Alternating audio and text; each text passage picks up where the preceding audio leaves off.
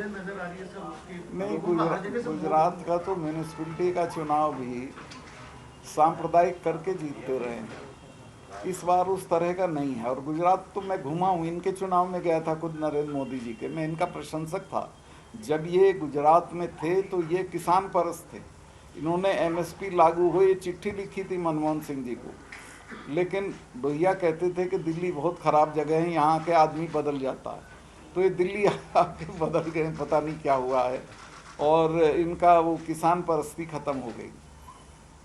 क्योंकि मेरे तो जितने इनसे इनकाउंटर हुए किसानों के सिलसिले में, लड़ाई होके ही ख़त्म हुए। गुजरात मॉडल कुछ नहीं, आप घूम के देखिए, वही गरीबी है, उसी तरह के गांव हैं, उसी तरह का किसानों को कष्ट है, उसी तरह की बेरोजगारी है, स्कूल भी अच्छे नहीं हैं, मेडिकल सुविधाएं नहीं हैं। कहीं गुजरात में कोई स्वर्ग नहीं आया हुआ है। क्योंकि भारत में तो सुबह आप टीवी खोलिए तो 2000 बाबा प्रवचन देते नजर आते हैं, कुछ नहीं हुआ। मुझे समझाओ, आप क्या 8 साल में आपने क्या देखा?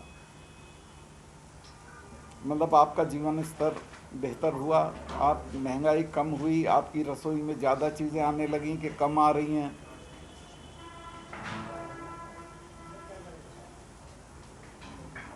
ये विश्व गुरु का एक अजीब नारा, भाई काहे के गुरु बनोगे? क्या तुम सुई बनाते नहीं हो? मैक्सिमम चीज़ें इंपोर्ट करते हो आज भी।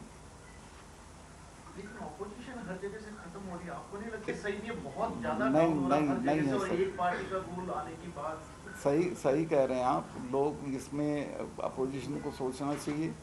दूसरे में लेकिन लोगों की एक तारीफ़ करूंगा, मैं तो बहुत राजनीति में 1967 से हूँ, 74 में मैं एमएलए हो गया था। तब भी 67 में कोई अपोजिशन नहीं था यूनाइटेड, लेकिन लोगों को हराना था तो 8 स्टेट में कांग्रेस हरा दी थी और दिल्ली में बाल बाल बची थी। फिर इंदिरा जी वो गरीबी हटाओ करके वापस लाई, वरना बिना अपोजिशन के हटा दी थी। तो जब तय कर लेंगे लोग तो फिर वो ये इंतज़ार नहीं करेंगे कि ये इकट्ठा होकर जुलूस लेके आएंगे हमारे यहाँ। फिर भी मुझे लगता है कि चुनाव आने तक अपोजिशन में इतनी सद्बुद्धि आ जाएगी कि एक के मुकाबले एक उम्मीदवार हो। बहुत सारे पीएम पद के उम्मीदवार हैं हर राज्य से। कोई नहीं, सीरियसली मैं तो सबसे मिला हूँ, कोई अपने को इस लायक नहीं समझता, चर्चा चलवा देते हैं। नीतीश जी भी हैं, चंद्रशेखर राव भी हैं, ममता जी अलग हैं। देखिए ममता जी कभी, देखिए ममता जी अपने बारे में ऐसा नहीं सोचती। एक मिनट सर जी, क्या आपको नहीं लगता कि इस तरह से अगर अपने आप को प्रोजेक्ट करके अगर कोई आगे बढ़ेगा तो शायद जिस गोल को अचीव सकता है दिल्ली का, वो थोड़ा मुश्किल हो जाएगा? वो तो ठीक है, लेकिन कोई अपने को कर नहीं रहा। शरद पवार जी डिजर्विंग हैं, लेकिन वो खुद ही मना कर देते हैं कि मैं नहीं इस रेस में। नीतीश खुद मना करते हैं मैं इस रेस में नहीं हूँ। ये तो चूँकि झगड़ा कराना आपको उनमें, तो आप उनको मुझे भी बना सकते हो आप उम्मीदवार। किसको बुरा लगता है सुनना? अगर ये मलिक साहब जी, मैं शराबबंदी का कार्यकर्ता रहा हूँ। जी, शराबबंदी चावला के साथ जी हाँ, उनका मुझे मिलता रहता है। बिहार में मुलाकात हुई जी। और अभी वापस राज्य सरकार ने हमारे को स्टडी करने के लिए वहाँ भेजा था। रिजल्ट ये देखा कि शराबबंदी के बाद में राज्य की आय में पहले के मुकाबले ज़्यादा प्रतिशत दर से वृद्धि हुई, रोड एक्सीडेंट्स कम हुए, महिलाओं के, और वहाँ का सब कुछ ठीक ठीक लग रहा है और बिहार काफ़ी इफेक्टिव तरीके से उन लोगों ने इसको रोकने का प्रयास किया है। बिहार में बिहार में करीब 4 लाख लोगों को उन्होंने गिरफ्तार भी किया, जो एक नेगेटिव पक्ष आता है। अब उन्होंने अपनी स्ट्रेटजी बदल करके और जो ट्रैफिकर्स हैं, स्टॉकिस्ट हैं, उन लोगों को पकड़ करके और कंट्रोल करने का प्रयास अधिक उससे किया है। काफ़ी नीतीश जी ने काफ़ी सख्ती से लागू इन किया। सब रिजल्ट्स को देखने के बाद में मेरा ये दृढ़ विश्वास है कि कोई भी राज्य अगर इसको लागू करता है तो उसको आर्थिक रूप से भी लाभ होगा। हाँ, तो आप जाओ ना, सब मुख्यमंत्रियों आपके इसमें क्या विचार है? सब नहीं, मैं तो शराबबंदी के पक्ष में हूँ, चूँकि मैंने तो छुई भी नहीं है। बारे में भी कुछ कहेंगे? हाँ। या राज्य सरकारों नहीं, से आप मैं आग्रह करें? राज्य सरकारों से आग्रह करूंगा कि शराबबंदी करें। शराबबंदी तो अभी 100 लोग मर गए नकली शराब पी के गुजरात में, जो गुजरात मॉडल की आप बात कर रहे थे, मर गए। इसके बाद वो अभी पुल टूट के मरे, जिसका टेंडर भी नहीं दिया गया था। बिना टेंडर के पुल दे दिया था। वहाँ का भी स्टडी किया हमने, वहाँ पे जो लूपहोल्स उन्होंने छोड़ दी कि मेडिकल एडवाइस के ऊपर उनको शराब मिल सकती है, जो कि बताया कि 700 किसान 700 लोग मरे 700 बॉर्डर लोग वहाँ पर मरे, जिनके लिए अभी तक कोई जिसके बारे में कोई बातचीत भी नहीं। तो हर बार क्या अपनी मांगों को मनवाने के लिए क्या ऐसी बलि देनी चाहिए? ये तो आप बताएं, ये तो दुखद स्थिति है, नहीं देनी चाहिए।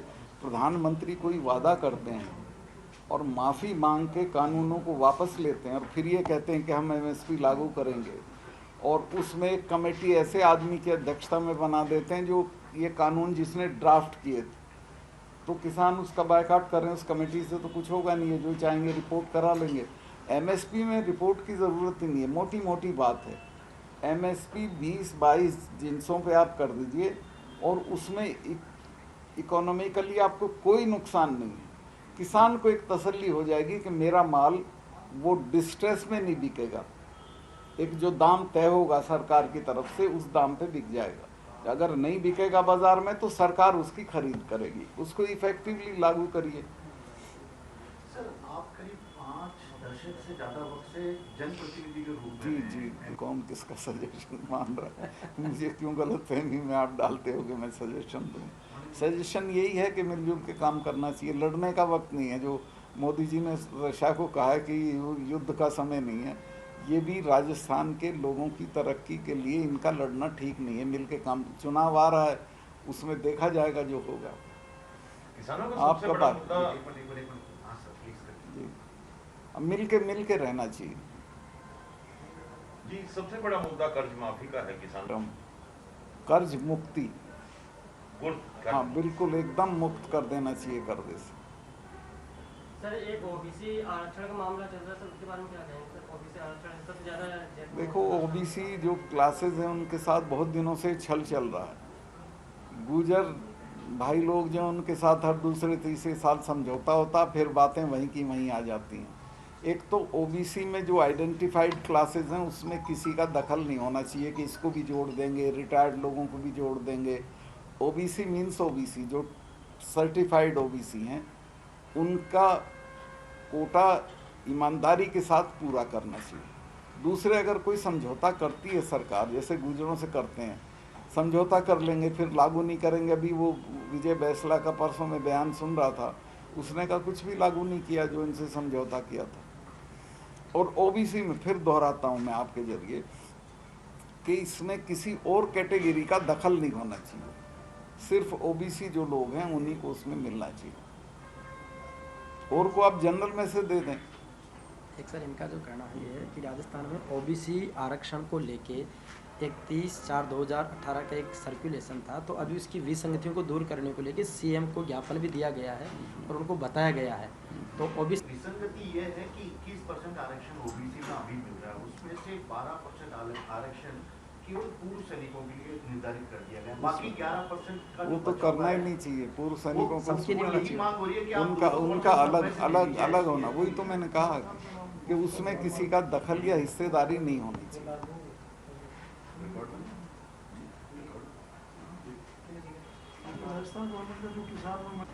और मुझे याद है ये आज़ादी के पहले जोधपुर स्टेट बैंकरप्ट हो गई थी, चूँकि वहाँ खेती नहीं कर रहे थे लोग, तो अंग्रेज़ जो रेजिडेंट कमिश्नर होता था उसने राजा से पूछा कि भाई तुम्हारी कैसे मदद कर सकते हैं।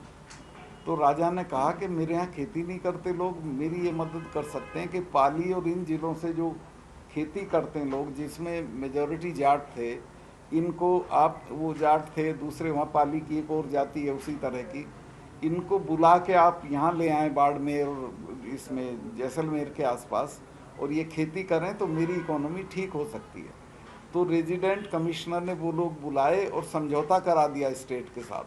लेकिन उसके बाद भी फ्यूडल लोग, जो तय हुआ था कि कितना हिस्सा वो देंगे किसान सरकार को, उसके बाद भी उसका ऊँट खोल ले जाते थे, उसकी फसल उठा के ले जाते थे। बहुत सारे मुकदमे हुए जिसमें चौधरी रामदान जी थे, गंगाराम जी थे, ये लोग उनके मुकदमे लड़ते थे, नाथूराम जी लड़ते थे, लेकिन उनको लागू नहीं किया ठीक से। जो स्टेट अपने किसान के साथ अन्याय करेगी वो स्टेट चल ही नहीं सकती है।